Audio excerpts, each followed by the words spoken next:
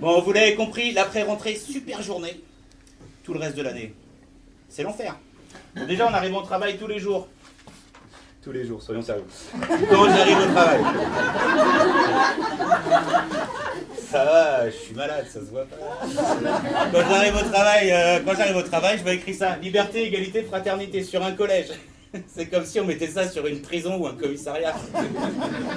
On le fait aussi. Alors, liberté, je me dis qu'ils ont peut-être mis ça sur le collège pour faire croire aux enfants que le travail rend libre. On est d'accord, cette blague sonne beaucoup mieux en allemand. J'ai pas le temps de vous l'expliquer. Égalité. Le plus simple pour parler d'égalité, c'est que je vous présente mes élèves. Vous allez voir que l'égalité, c'est le projet, hein, clairement. Alors oui, je suis incapable de me rappeler le prénom de tous mes élèves. Bon, essentiellement parce que j'en ai rien à foutre. Non, c'est pas vrai. En fait, prof de techno, j'ai 12 classes, 300 élèves par an, et je suis pas physionomiste. Du coup, au début, moi, j'avais mis en place une petite technique qui fonctionnait assez bien, c'est que j'appelais tous les enfants enfants. Vous vous dites c'est débile, Céline se dit c'est vrai. Moi, j'appelais tous les enfants enfants. Les parents ont gueulé. Là, ils ont un humour un petit peu particulier. Du coup, j'ai changé de technique. C'est que maintenant, j'utilise des prénoms pour les catégoriser. Si vous voulez, c'est pas leur bon prénom, mais au moins, ils ont un prénom. Ça va. Alors, première catégorie, Julie, Julien. Alors là, les parents n'avaient pas trop d'idées pour le prénom. Alors, c'est les élèves lambda, ce que vous et moi, on était. Pas souhaitez-le, c'est la seule catégorie cool. Hein, donc, bon, c'est des enfants qui veulent pas de problème et qui généralement n'en causent pas trop non plus.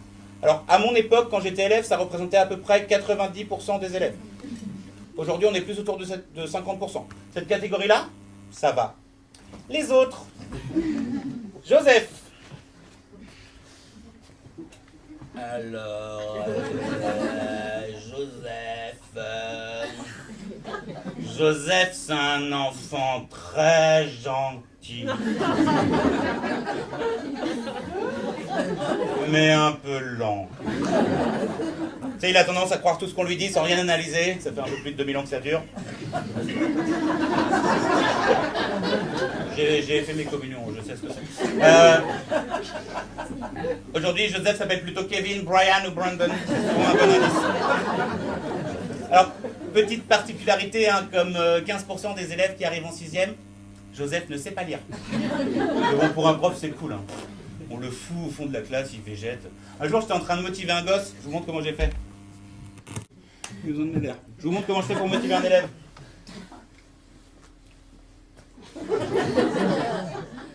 Tu sais pas. Oh putain, je sais pas. Tu sais pas.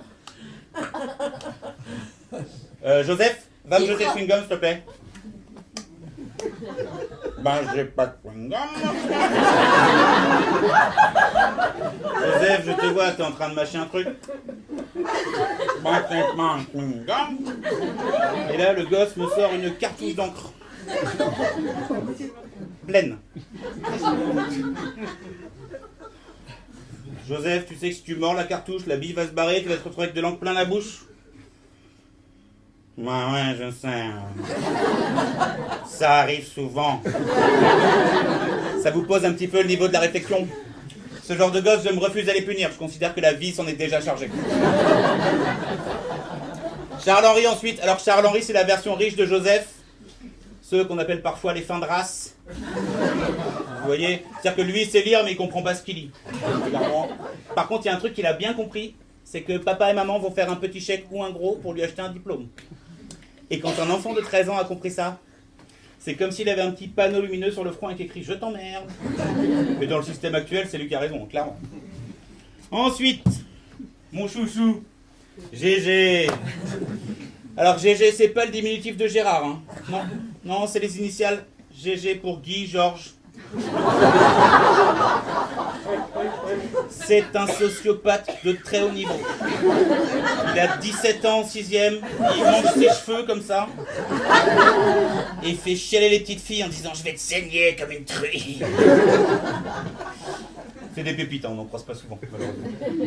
Marie-Sophie, vous la connaissez tous, Marie-Sophie? Vous savez, la déléguée, quoi. La petite avec des couettes au premier rang, toute mignonne, qui lève frénétiquement la main avant qu'on ait fini de poser la question, elle sait. Et quand un de ses camarades ose répondre à sa place, elle fait...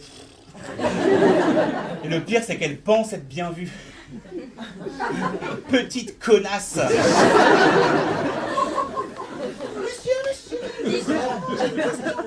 Oui, vas-y, pose ta question, Marie-Sophie, ça m'intéresse. Alors, ma question. Pourquoi, je me demandais, pourquoi au collège on a des PC et pas des Mac? Parce que ma mère elle dit que c'est mieux les Mac. Pourquoi elle a un Mac ta mère? Bah oui. Tu me diras que ça m'étonne pas. On se venge comme on peut. Violaine, alors oui. Violaine, c'est la gamine populaire ou branchée de la classe. À l'époque de mes parents ou de mon metteur en scène, on aurait dit qu'elle était in. Aujourd'hui, je sais pas si elle est in, mais ses camarades sont souvent dedans. Et en même temps, t'as appelé ta gamine Viol N. Tu t'attendais à quoi?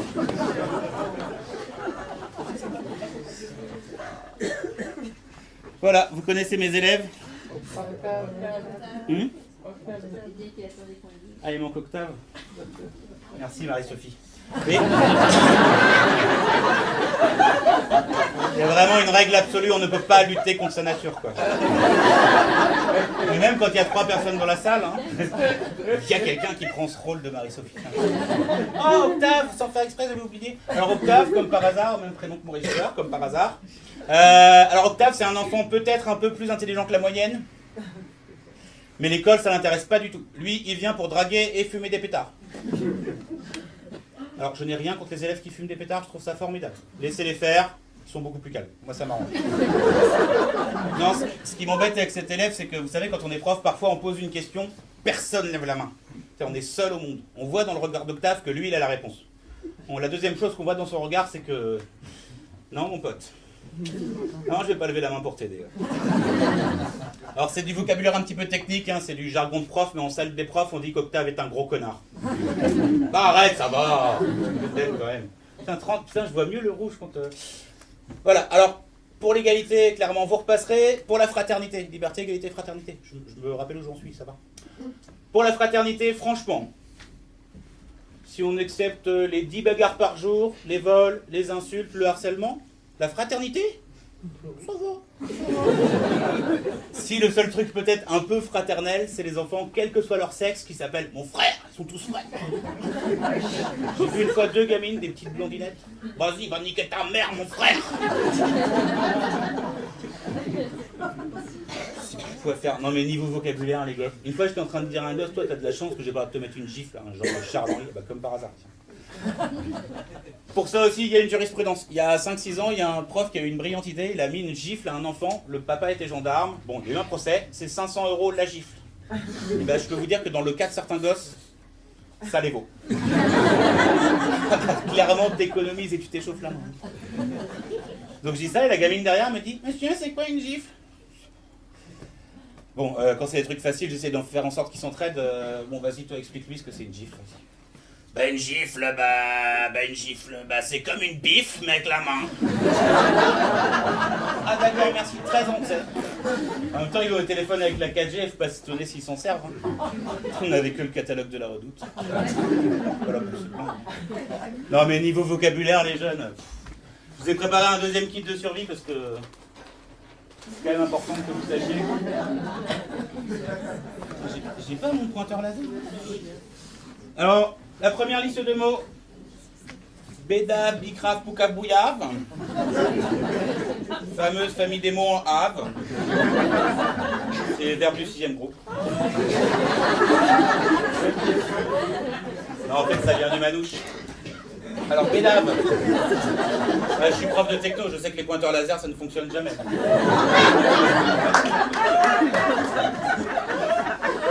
Bédave, c'est fumer de la drogue, c'est très mal. Bicrave, c'est l'action de la vendre. C'est bien parce que ça m'arrange, moi. Poucave, grande tradition française, ça, Poucave. Je veux dire balancer, dénoncer. Comme dans la phrase Marie-Sophie encore Poucave. Et Bouillave.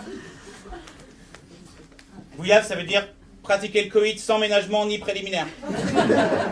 Si quelqu'un dit je vais te bouillave, bah c'est pas ça dépend. Alors bâtard. Oh le bâtard. Alors, en fait voilà, Bâtard, ça peut être une insulte, genre bâtard, bon bah ça veut dire que son père c'est aussi son oncle, comme c'est souvent le cas du petit Joseph. Mais... oh le bâtard, genre, bon par exemple là je fais un triple salto. Bon là il n'y a pas la place, mais imaginons. Triple salto. Et là vous dites oh le bâtard. Là ça devient un compliment. Il n'y a pas d'analyse, hein, c'est cadeau. Wesh, wesh. Alors wesh. Tout le monde a vu les schtroumpfs? Vous savez qu'ils remplacent n'importe quel verbe par schtroumpfer? Bah wesh c'est pareil avec toute la ponctuation. Wesh ça va tranquille bien, wesh ça, oh le bâtard, wesh. C'est-à-dire la phrase veut toujours rien dire, mais elle a du style. Et je crois que pour cette génération c'est important. Wesh, être saucé. L'enfant est souvent saucé. Bon, généralement, il dit « Oh, ça me sauce trop, je suis trop saucé !» Ça veut dire qu'il est motivé ou content. Je ne sais pas non plus d'où ça vient. Je me suis dit peut-être un hommage à Clara Morgan. Tu te renseigneras, ouais.